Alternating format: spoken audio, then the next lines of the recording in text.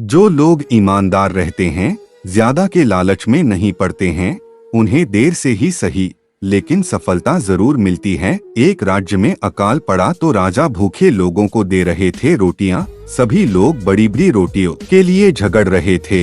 एक छोटी बच्ची भी रोटी लेने के लिए खड़ी थी। उसे सबसे छोटी मिली। वह इसमें भी खुश हो गई। जो लोग ईमानदार हैं, उन्हें देर ही सही लेकिन सफलता जरूरत मिलती है। इसीलिए इस गुण को छोड़ना नहीं चाहिए। बेईमानी से कुछ पलों का लाभ मिल सकता है, लेकिन भविष्य में इसकी वजह से परेशानियां जरूर होती हैं। ईमानदारी का महत्व बताने वाली एक लोक कथा प्रचलित है। प्रचलित लोक कथा के अनुसार पुराने समय में एक राज्य में अकाल पड़ गया। राज्य के लोगों का खाना खत्म हो गया। लोग भूखे मर रहे थे। तब वहाँ के राजा ने प्रजा को रोटियां देना शुरू कर दिया। जब ये बात पूरे राज्य में फैल गई तो राजा के महल में लोगों की भीड़ लगने लगी। सभी लोग बड़ी बड़ी रोटियां पाने के लिए झगड़ते थे।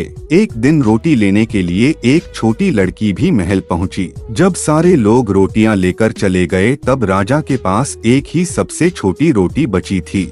राजा ने वह रोटी उस बच्ची को दे दी। इसके बाद कुछ दिनों तक ऐसा ही हुआ। राजा उस बच्ची के लिए एक रोटी बचाकर रखते थे। एक दिन ने बच्ची को रोटी दी तो वह दौड़कर अपने घर पहुंची। घर पहुंचकर उसकी माँ ने रोटी देखी तो उसमें एक मूल्यवान रत्न था।